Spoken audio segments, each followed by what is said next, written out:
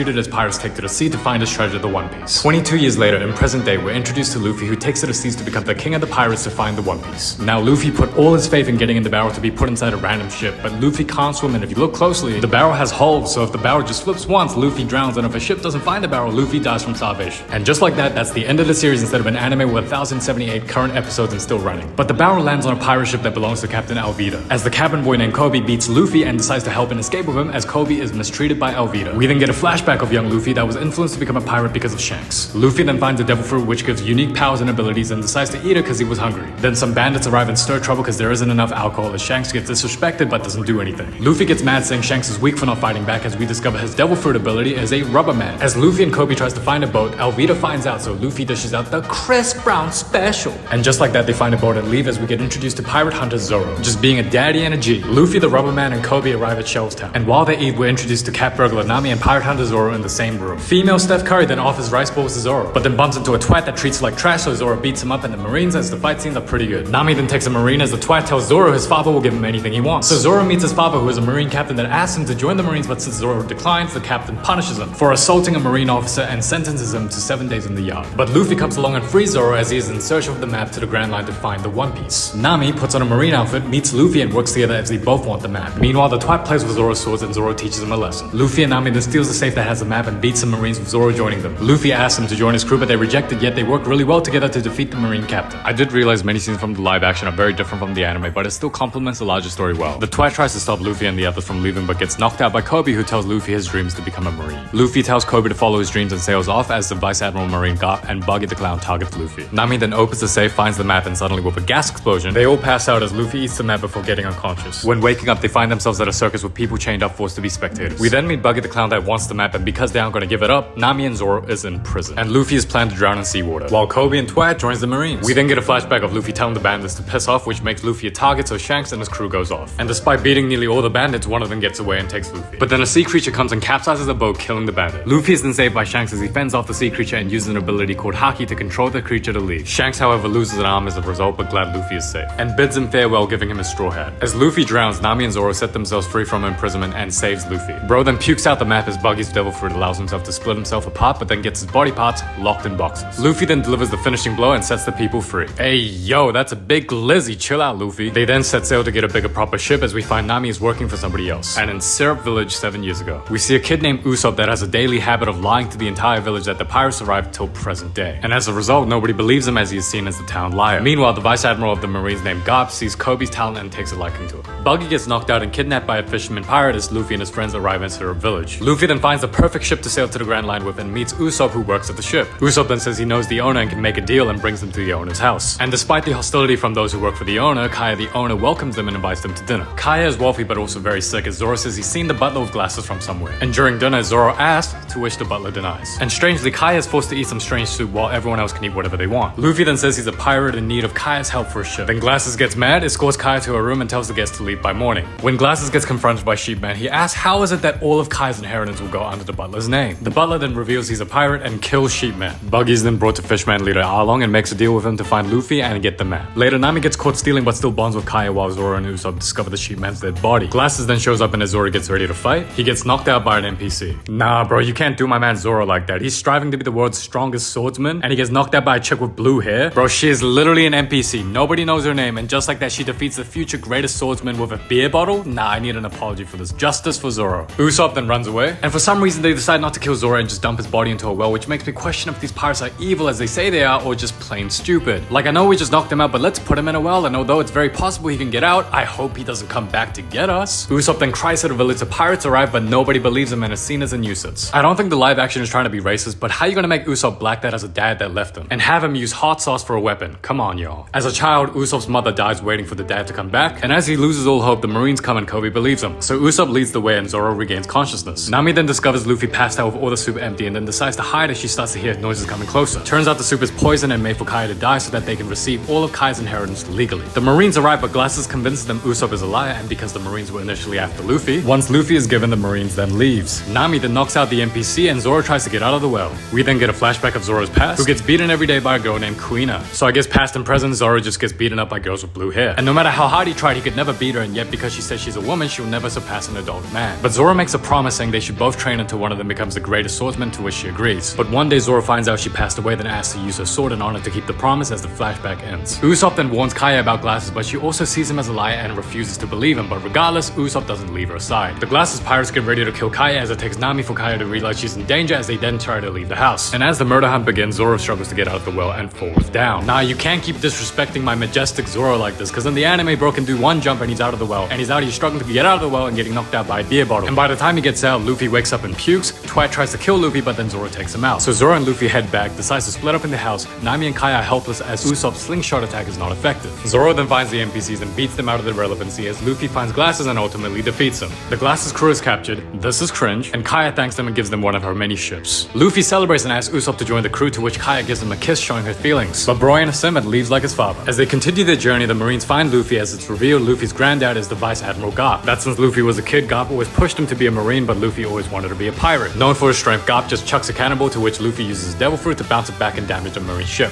Garp laughs as Luffy escapes as they find a floating restaurant, and as they book a table, we're introduced to a cook named Sanji, who has a love-hate relationship with his boss Zeph, who does not like Sanji's fancy cooking and tells him to wait tables instead. And as a waiter, because this restaurant serves many pirates, Sanji's more than capable of taking out pirates who doesn't follow the rules. Sanji then meets the Straw Hats while Garp hires the warlord Mihawk to bring Luffy to him alive. As in the anime, this guy was beaten by Luffy, but here in the live action is beaten by Mihawk. Sanji and Luffy starts bonding while Mihawk arrives, to which Zoro challenges him to a duel because Mihawk is the greatest swordsman. Nami objects to it, but Zoro says it's his dream, so Luffy doesn't stop. Mihawk uses the tiniest knife and still manages to stab Zoro, and by the end of the fight, 2 of Zoro's swords are broken. And despite getting a severe cut, Mihawk spares his life. We then get a flashback of Sanji 9 years ago. Sanji had been cooking at a young age and approached by Zeph, who was a pirate captain. Zeph then learns Sanji's dream of finding the All Blue before the ship capsizes. They then wake up in the middle of nowhere as Zeph gives them food and keeps a lookout for ships. But as more and more days go by, Sanji's so hungry he grabs a knife and tries to take Zeph's food, only to find treasure in his bag and no food. Only to find out Zeph chopped and ate his own leg to survive, and gave all the food to Sanji because Zeph's dream is to also find the All Blue, claiming it as real. Sanji then says it's still his dream to find it and that the All Blue is an area of the ocean where all fish exist. As Nami takes care of Zoro, the fishermen pirates arrive and try to stir chaos trying to find Luffy. Luffy pulls up and turns out Buggy's ear was in Luffy's hat, which is how they were able to find his location. Sanji tries to fight but gets beat as Luffy and Arlong square up outside. And although Luffy could have won, Arlong uses seawater, which is every devil fruit uses weakness, and beats Luffy. Nami then says she has the map and that she's been working for Arlong all along. And Arlong drops Luffy to drown but is then saved by Sanji. Zoro wakes up and Zeph tells Sanji to quit the restaurant so he can find the All Blue, so Sanji does just that. Zoro then agrees to join Luffy's crew and be his right-hand man. As they get ready to set sail, Sanji also joins the crew. The ship departs, Zeph says farewell, and Sanji gives him proper thanks and gratitude for saving his life. They then try to find Nami along with a map by using Buggy. We then get Nami's backstory that she has an adopted sister and mother, as the mother found them when she was a Marine. Nami is then ordered by Arlong to go to her hometown to receive the monthly payment from the villagers. And as the Straw Hats find Nami's hometown, they see Nami arrive to get the money and seen as a traitor and an outsider by working with Arlong. This is because her home village was destroyed by Arlong and his men. Nami is then given the money and tells Luffy to piss off, but Luffy is still skeptical, so he meets her adoptive sister. She then tells him Nami's mother was killed by Arlong, and thus the Straw Hats decide to help her. Arlong then gives the monthly bribes to the Marines so that him and his crew don't get arrested. It's then revealed Nami and Arlong made a promise if she can give him 100 million berry, Arlong will leave the village alone, and Nami says she will give him the money by tonight. So Nami digs out the money, and when her sister catches her, she explains this for the village and talks it out with her sister. But Marines sent by Arlong came to confiscate the money, meaning Nami has to raise 100 million all over again. She then stabs the tattoo forced on her by Arlong and curses him repeatedly, but is then stopped by Luffy, and as she cries for help, Luffy comforts her, gets his crew, and heads towards Arlong. We see Nami made this deal with Arlong a long time ago, and because of her talent in creating maps, Arlong forced her to make many. The village gathers and declares the fight as well as the Straw Hats attack and dominate Arlong's crew, except Usopp, who runs away. Nami then gets the Grand Line map while Luffy faces Arlong, and Sanji is told by Buggy he can help, so he frees him, only for the clown to run away. Usopp then flexes a new attack that blows the fishman away while Luffy aims at destroying the building itself. And as Sanji defeats the remaining crew member of the fishman pirates, Luffy uses Gatling gun and uses the devil fruit to stretch his leg for a final attack to take Arlong down and destroy the entire building in the process. But yeah, Luffy beat his ass, Nami is happy, and the village celebrates. The Marines then show up as Garp basically came to beat up Luffy to test his determination of being a pirate. Luffy refuses to quit as his laugh reminds Garp of the former pirate king, so he lets him go, says he passed the test, and leaves. Nami then changes her tattoo and reconciles with her sister as Kobe gives Luffy a wanted poster he's always wanted. Luffy bids Kobe farewell as his poster reaches all across the seas from his hometown to Kaya to even Shanks. Alvida then joins hands with Buggy, and Garp tells Kobe and Twilight he would train them personally. Luffy's crew is finally formed as the Straw Hat Pirates, with Sanji's dream of finding the All Blue, Nami's dream of building the world map, Usopp to be a brave warrior of the seas, Zoro as the world's greatest swordsman, and Luffy to be king of the pirates. As this is the start of their great journey, the series ends with a Marine Vice Admiral holding a cigar looking at Luffy's wanted poster. I am curious if Nico Robin in season 2 will be cast as black or white, as she